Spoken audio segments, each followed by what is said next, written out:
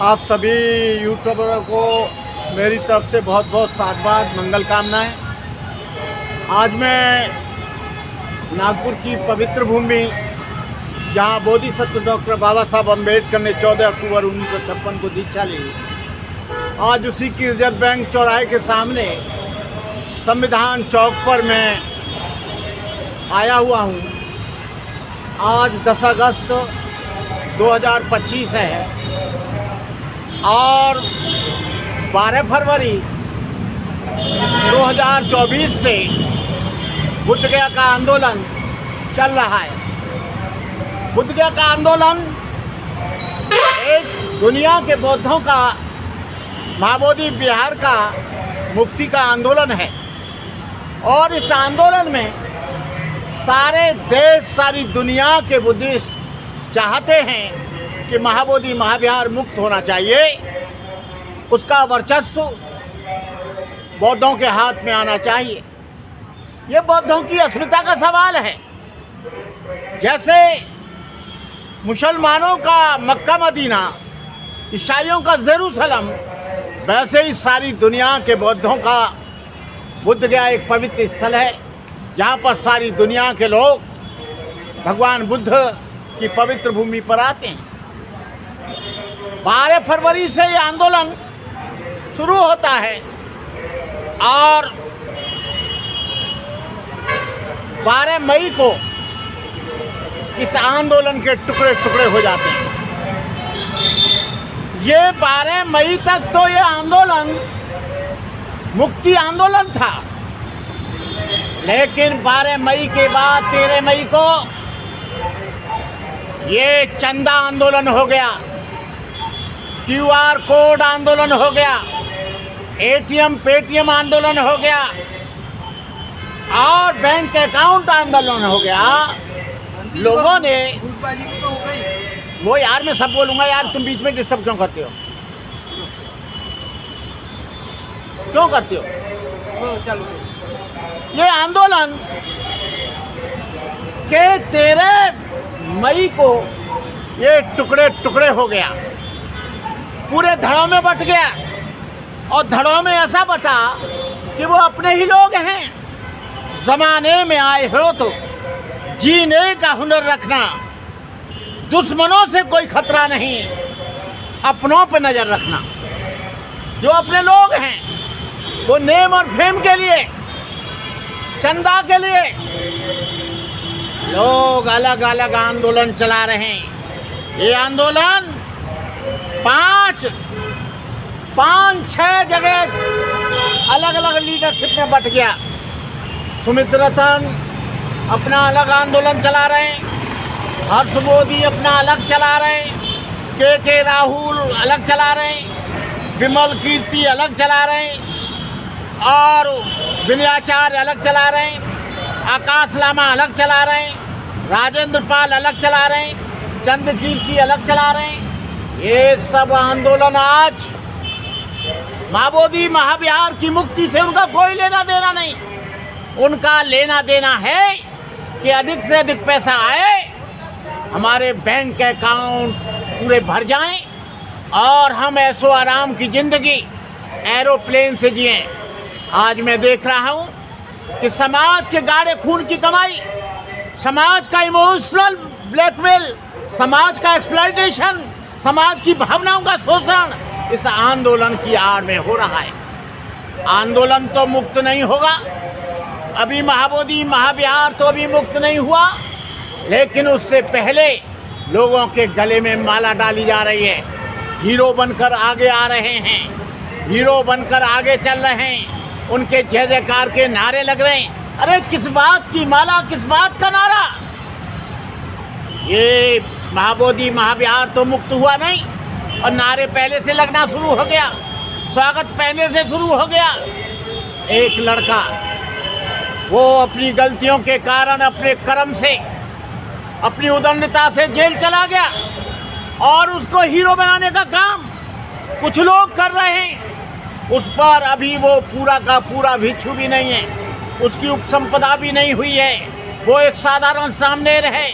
4 दिन पहले सामने बना, उसके पास अपना कोई बुद्ध विहार भी नहीं है, उसने कोई कॉलेज भी नहीं बनाया, उसने अपना कोई बुद्ध विहार भी नहीं बनाया। वो 8 बाई 8 के कमरे में बनते करुणाकर के पास रहता है और वो इतना अच्छा आदमी है कि अपने से बड़ों का सम्मान भी नहीं करता। वो क्या जेल में गया, क्या हाईलाइट हुआ, पूरे देश के भंते लोगों से, जो बड़े भंते लोग हैं, उससे उनकी कहीं नहीं पटती। बनारस में इसको जगह नहीं मिली, कानपुर में इसको नहीं मिली, आगरा में इसको नहीं मिली, मिर्जापुर में इसको नहीं मिली, मुजफ्फरनगर में इसको नहीं मिली, पूरे देश में कहीं जगह नहीं आई। लेकिन हमारे बुद्ध विहार के अध्यक्ष बनते जो धम्मानंद विवेचन हैं, उन्होंने इसको एक कोठरी दे दी। चलो कोठरी दे दी, बहुत अच्छी बात है, धर्म का काम करे वो भी अच्छी बात है, लेकिन नाम तो विनयाचार्य है, लेकिन एक भी विनय का पालन, एक भी बुद्ध के सामने विनय का पालन वो कहीं नहीं करता है।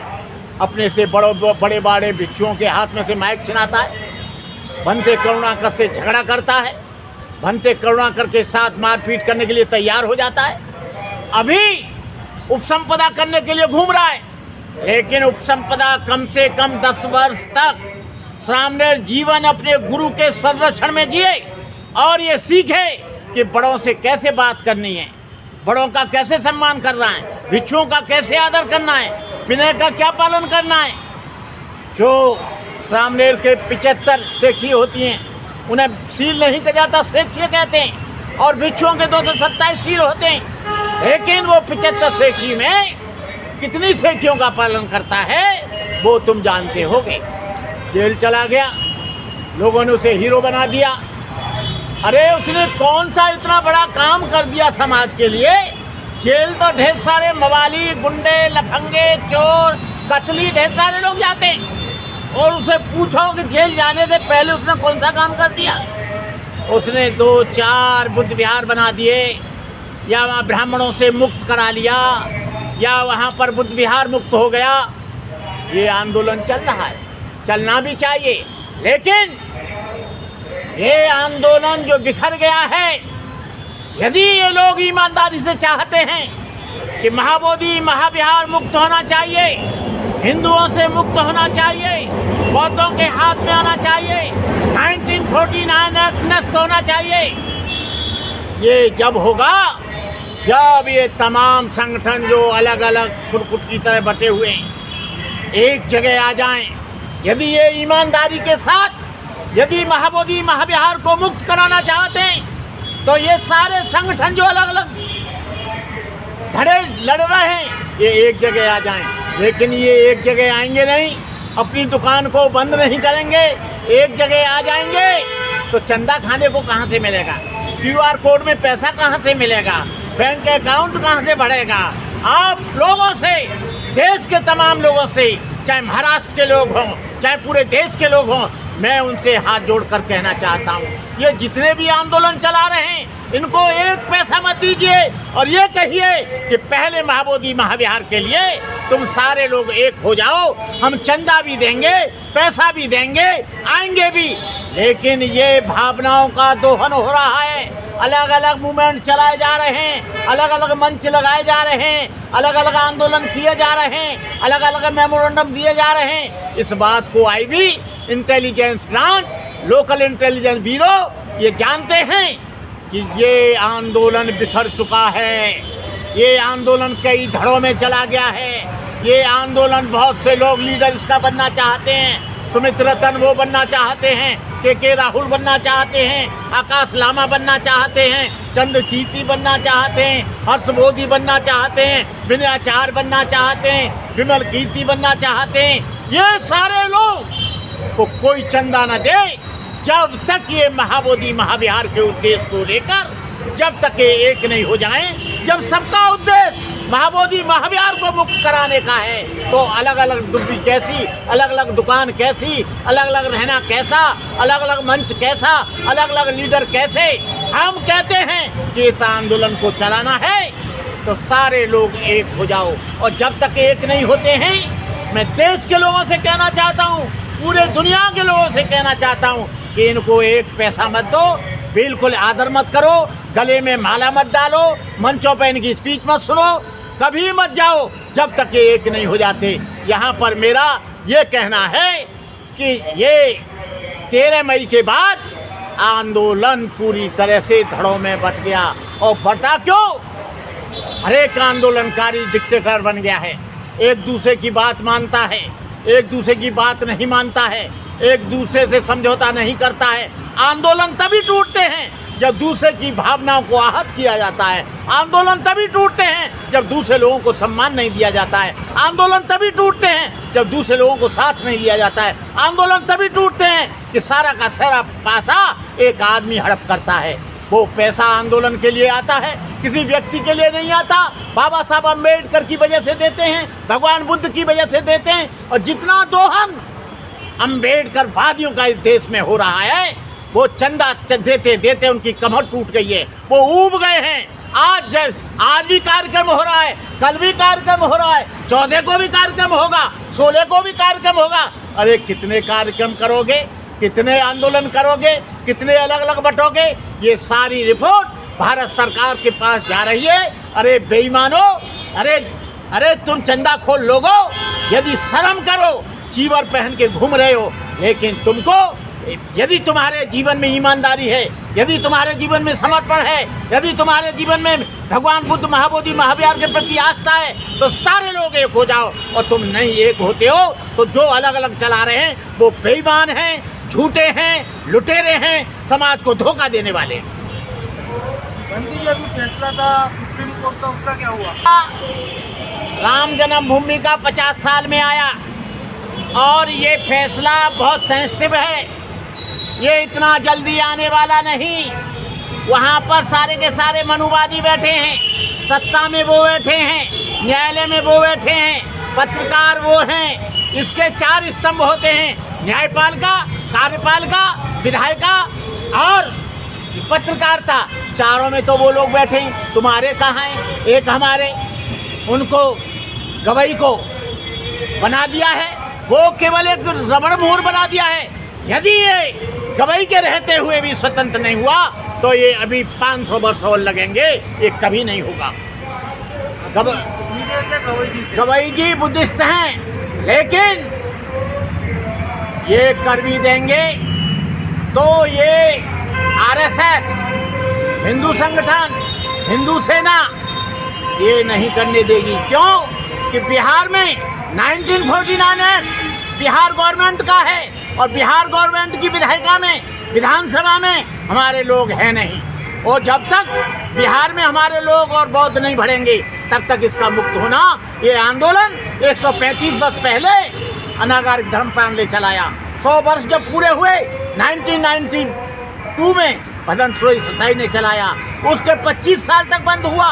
लेकिन वो लोग धोखा देकर, सुरई ससाई जी को मैं बहुत सम्मान करता हूँ, सुरई ससाई जी एक अच्छे बनते हैं, उनको मालूम नहीं, लेकिन आनंद के बहकावे में आकर वो माइनॉरिटीज़ के, ऑल इंडिया माइनॉरिटीज़ के मेंबर बन गए नेशनल कमेटी में। और भंते आनंद और प्रज्ञाशील और ये 4-5 भंते हिंदुओं के मैनेजमेंट चले गए। If you want to change amendment, if you don't want management of Hindu, why are you accepting membership under the 1949 act?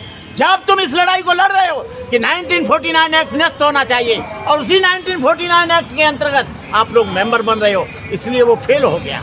अब चलो, फिर भी सुरई ससाई ने एक जागरण किया, हम उनको धन्यवाद देते हैं। मैं भी उस समय था, मैं चीफ ऑर्गेनाइजिंग सेक्रेटरी था ससाई के आंदोलन का।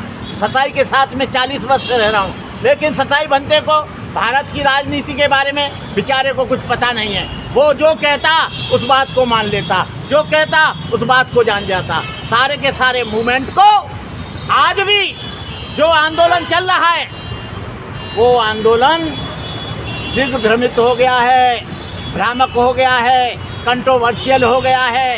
ये बकते रहें, कितने भी नारे लगाते रहें, जब तक ये सारे गुट एक जगह नहीं आते।